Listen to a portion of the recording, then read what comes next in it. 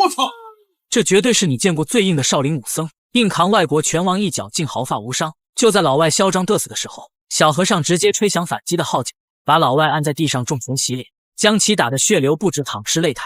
要不是裁判出手够快，少林武僧估计很有可能当场就破了杀戒。眼前这个顶着一头白毛出场的就是美国富二代拳王巴贝特，你看他迈着六亲不认的步伐，明显是对自己的实力非常自信。这家伙的身份可不简单，一个身体里跳动着暴力基因的富二代，祖父是美国军火商，打拳的目的完全是为了合法打人。仗着雄厚的背景和强悍的实力，常常违规将对手打成重伤。每当赛事方追究责任时，他都会用钱摆平，甚至还口出狂言，就算把对方打死，自己也赔得起。而当他一路豪取15连胜之后，更加目中无人，认为自己就是天选之子，看不起任何对手。直到听说中国少林功夫闻名天下，这家伙表现得嗤之以鼻，当时就开着私人飞机前来踢馆，并在赛前狂言，如果输了捐800万香火钱，如果赢了就让少林寺把牌匾换成东亚病夫。好家伙，这已经不是踢馆那么简单了，摆明了就是要砸少林寺的招牌。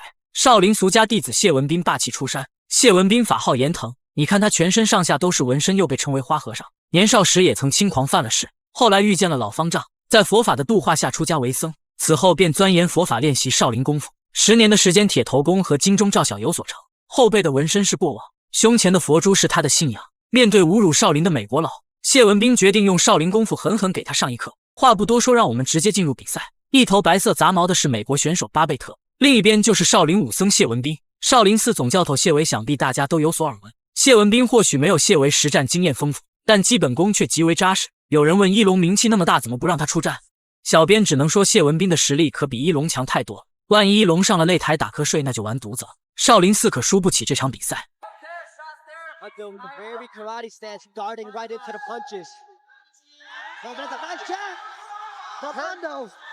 Beautifully timed lead jab from Ando as he plays inside the guard, testing the new BJJ game of Ali Muhammad. But it looks like Ando is hunting for dinner out there as he's caught Muhammad. Muhammad needs to get back to the post. He is rattled. He got some early shots as Ando is huffing. Nice clean shots landed by Ando. Muhammad needs to get back to his rhythm.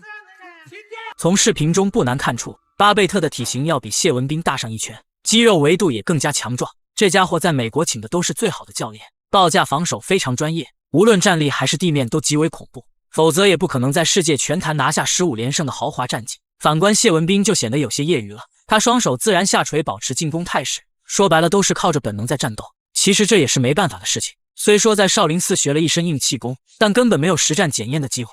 这次他首登职业擂台就面对这样一个境地，压力可真不是一般的大。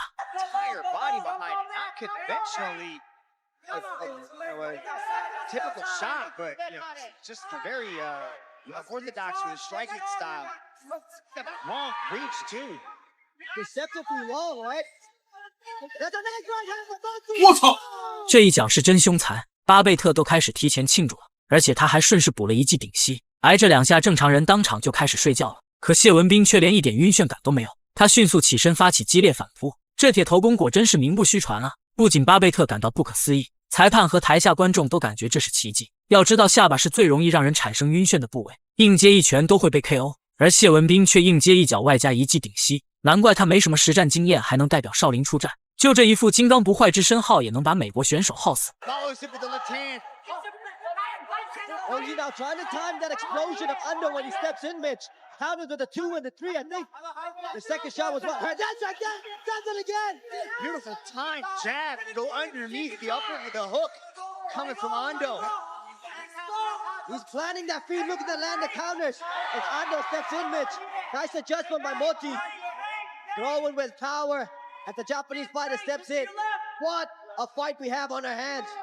Only Muhammad predicted he would get a head kick KO. That prediction almost came true. I had to stop calling him Modi and start. 不难看出谢文斌在技术上确实不如对方，但那又怎样？老子刀枪不入你随便打，我可以接你100拳，但你顶不住我1拳。实在不行，咱就互抡看看谁先倒下。刚开始小编还疑惑巴贝特玩这么大，少林寺万一输了那可真成笑话了，怎么也应该派出一位像谢维那样的高手。可他们偏偏让谢文斌这样一个没什么名气的俗家弟子应战，现在看来是非常有道理的。如果真派一个高手出来秒了巴贝特，会让那些别有用心的人说少林胜之不。谢文斌就不一样了，他只是个俗家弟子，还没什么名气，这样既保证了胜利，也不落人话柄。不得不说，非常的智慧。Eat that head kick and now just step right back and go to battle. Again, beautiful time. That's a really important weapon, that interrupting jab that Ali Mohammed is able to throw. He's catching Ando in these big explosions, and Ando is just running right in to that jab.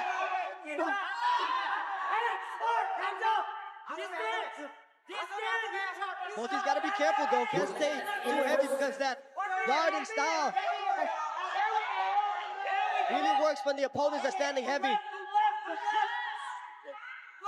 Ando and Moti. 此时美国选手也发现不对劲了，自己明明多次重击命中对手，怎么眼前这家伙跟没事人一样？小编只能说你对神秘的中国功夫一无所知。话说回来，这家伙也打得一手好算盘，赢了让少林声名扫地，输了带着钱加入还能学习武艺，里外里他都不吃亏啊。而对于谢文斌来说，他并不需要考虑那么多。老方丈给他的任务就是无论如何击败老外，捍卫少林功夫的威名。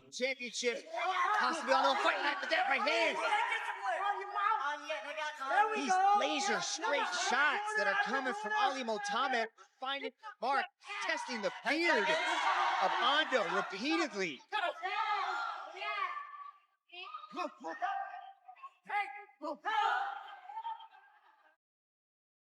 此时第一回合比赛结束，如果单论打击点数的话，谢文斌并不占优，最后还硬吃了几记重拳，灵活度和防守确实差了一点。让我们再来看一下慢动作回放，这一脚无论从哪个角度看都很结实。谢文斌倒飞的身体也能感觉到他承受了巨大的冲击力，可他就是硬扛了下来。